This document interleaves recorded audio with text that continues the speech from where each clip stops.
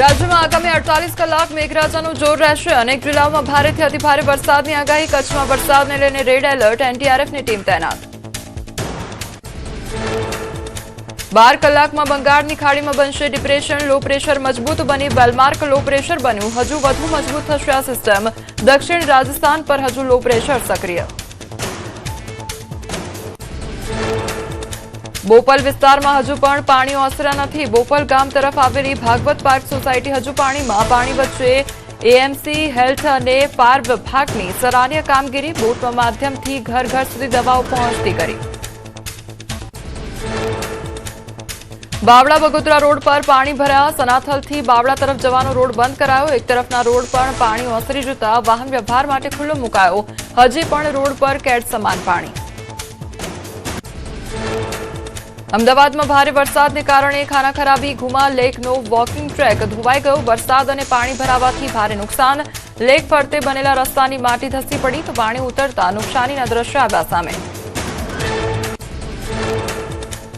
બોપલની sound સિસ્ટમની દુકાનમાં પાણી ભરાતા 20 લાખનું નુકસાન. વેપારીની આંખો થઈ ભીની. પૂરના પાણી ઓસરતા વેપારીઓ દુકાનો ખોલતા જ સામે આવ્યા હચમચાવતા દ્રશ્યો. સાઉન્ડ સિસ્ટમ પાણીમાં ડૂબી જવાથી ભારે આર્થિક ફટકો પડ્યો.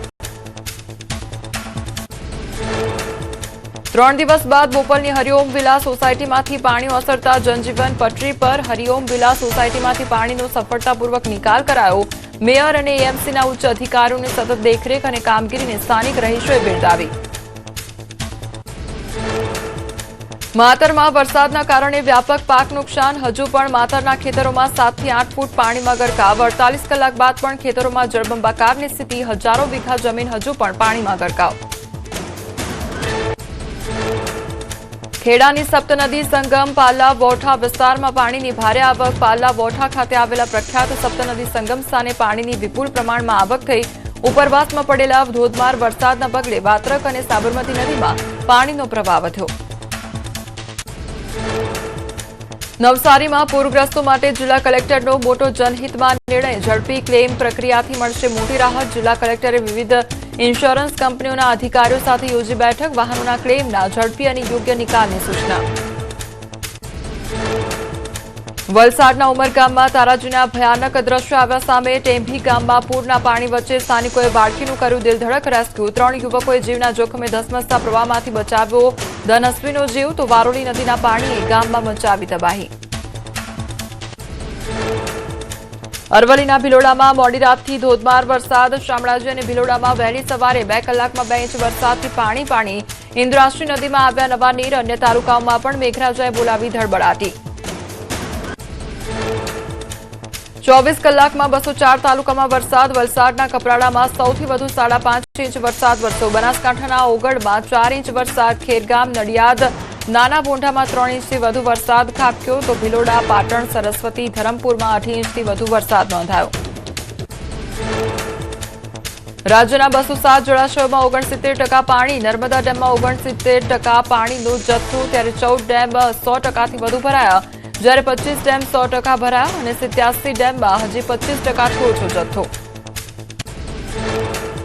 રાજ્યમાં અત્યાર સુધીમાં 40,675 લોકોનું સ્થળાંતર કરવામાં આવ્યું. 6,766 લોકોનું કરાયું રેસ્ક્યુ. અત્યાર સુધીમાં 648 માર્ગ બંધ. એસટીની 485 રૂટની 2065 ટ્રીપ બંધ. અત્યાર સુધીમાં થયું 60% વાવેતર. રાજ્યમાં સિઝનનો વરસાદ 50% પાર. અત્યાર સુધીમાં 52.5% નોંધાયો વરસાદ. ગયા વર્ષ કરતા આ સમયગાળામાં વધુ વરસાદ. ગત વર્ષે 25 જુલાઈ સુધીમાં થયો હતો 51.6% વરસાદ. રાજ્યમાં કુલ 20 ઇંચ વરસ્યો વરસાદ. ઉત્તર ગુજરાતમાં 35% વરસાદ. મધ્ય ગુજરાતમાં અને સૌરાષ્ટ્રમાં 44% વરસાદ. દક્ષિણ ગુજરાતમાં સૌથી વધુ 77% વરસ્યો વરસાદ. સૌથી ઓછો કચ્છ પંથકમાં 19% વરસાદ. મુખ્યમંત્રી ભૂપેન્દ્ર પટેલે સ્ટેટ ઇમરજન્સી ઓપરેશન સેન્ટરની મુલાકાત લઈને રાજ્યની વર્તમાન વરસાદી પરિસ્થિતિની ઉચ્ચસ્તરીય સમીક્ષા કરી. પાણી ઓસરતાની સાથે જ સફાઈ, આરોગ્યલક્ષી પગલાં અને નુકસાનના સર્વેની કામગીરી ઝડપથી પૂર્ણ કરવા સરકાર દ્વારા કલેક્ટરોને અપાઈ સૂચના. બગોદરા ધંધુકા રોડ પર પાણી ભરાયા તો રાત્રિના સમયે રોડ વચ્ચે આવેલો ડિવાઈડર સ્પષ્ટ દેખાતો ન હોવાથી વાહન ચાલકો માટે જોખમી પરિસ્થિતિ સર્જાઈ. સલામતીના ભાગરૂપે ધંધુકાથી બગોદરા તરફનો ટ્રાફિક ગુંદી અણેજ માર્ગ પર ડાયવર્ટ કરાયો. ગુજરાતમાં વરસાદ બાદ વીજ પુરવઠો પુનઃસ્થાપન સુરત, નવસારી, વલસાડ અને ડાંગમાં ડીજીવીસીએલ અને પીજીવીસીએલની ટીમોએ પાણીઓ ઓસરતા જ 322 ગામોમાં વીજ પુરવઠો સફળતાપૂર્વક પુનઃસ્થાપિત કર્યો. યુજીવીસીએલ દ્વારા ઉત્તર ગુજરાતમાં યુદ્ધના ધોરણે કામગીરી કરાઈ.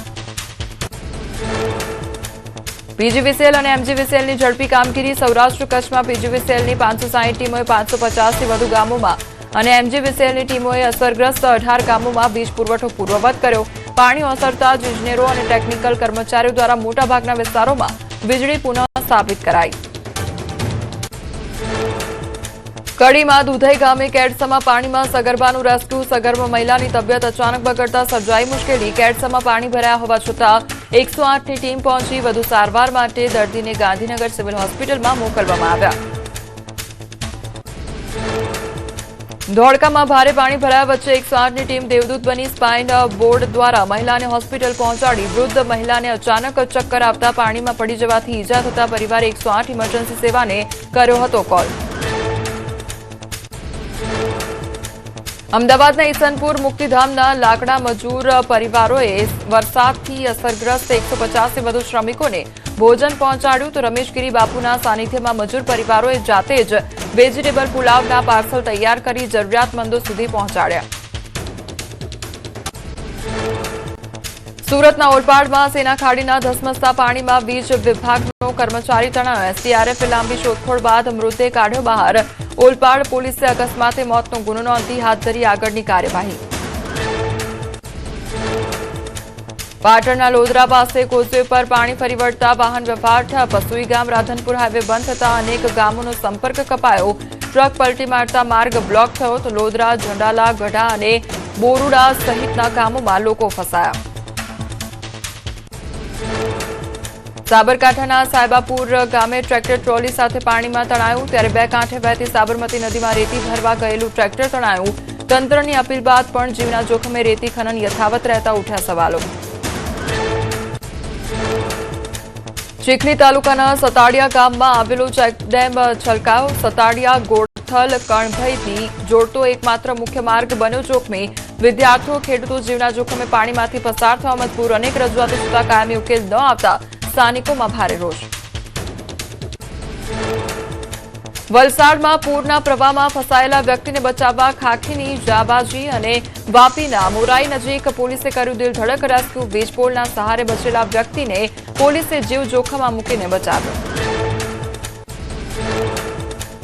કચ્છના રાપરમાં સતત વરસાદથી અનેક જળાશયો છલકાઈ ઉઠ્યા. ફતેહગઢનો ભોજનારી ડેમ, આંધવાડા તળાવ સહિત અનેક જળાશયો ઓવરફ્લો થયા. વાગડ વિસ્તારમાં મેઘમહેરથી લોકોમાં આનંદની લાગણી છવાઈ.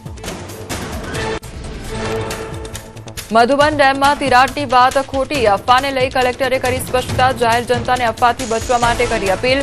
ડેમમાં તિરાડ હોવાથી પૂર આવી રહ્યું હોવાની અફવા ફેલાવનારા તત્વો સામે કાયદાકીય પગલાં ભરવાની તૈયારી. તાપીના સોનગઢમાં પ્રકૃતિ સોળે કળાએ ખીલી ઉઠી. ગાઢ જંગલમાં 200 ફૂટ ઊંચે આવેલા ચીમેર ધોધનો નયનરમ્ય નજારો આવ્યો સામે. સતત વરસાદી માહોલ બાદ ધોધનો આકાશી નજારો થયો વાયરલ. ચોટીલા પંથકમાં મેઘમહેરથી માંડવ વન ખીલી ઉઠ્યું છે. ઝરિયા મહાદેવ મંદિરે પહાડ પરથી કુદરતી ઝરણું સીધું જીવંત થયું. શિવલિંગ પર જળાભિષેક કરતા ઝરણાનો નજારો જોવા શિવ ભક્તો ઉમટી પડ્યા. અનરાધાર વરસાદ બાદ હારીજમાં તારાજીના દ્રશ્યો. હસ્તિનાપુર રો હાઉસ બેટમાં ફેરવાયું. સોસાયટીમાં ઘૂંટણસમાં પાણી ભરાતા ભારે હાલાકી. વરસાદી પાણી ઘરોમાં ઘૂસતા ઘરવખરીને ભારે નુકસાન. તો રહેવાસીઓએ પાણીમાં વિતાવી આખી રાત. લોકોએ સામાન બચાવવા ફ્રીજ સહિતની વસ્તુઓ ઊંચે ચડાવી. તો વરસાદ બંધ થઈ ગયા છતાં ઘરોમાંથી હજી નથી ઓસર્યા પાણી. રસ્તા પર જળબંબાકારની પરિસ્થિતિ. જીવન જરૂરી વસ્તુઓ લેવા ટ્રેક્ટરનો સહારો લેવાની પડી ફરજ. પાટણમાં પૂરગ્રસ્ત વિસ્તારની મુલાકાતે પહોંચેલા ધારાસભ્ય લવિંગજી ઠાકોર કાદવમાં ફસાયા. સ્થાનિક લોકો અને પોલીસની મદદથી ધારાસભ્યને કાદવમાંથી બહાર કઢાયા. સમગ્ર ઘટનાનો વિડીયો થયો વાયરલ. નવસારીમાં પૂર્ણા નદીએ વેરેલા વિનાશના આકાશી દ્રશ્યો આવ્યા સામે. શહેરના તમામ વિસ્તારોમાં જ્યાં જુઓ ત્યાં પાણી જ પાણી. 1.5 લાખ લોકો સીધી રીતે થયા પ્રભાવિત. 3000 લોકોનું કરાયું સ્થળાંતર.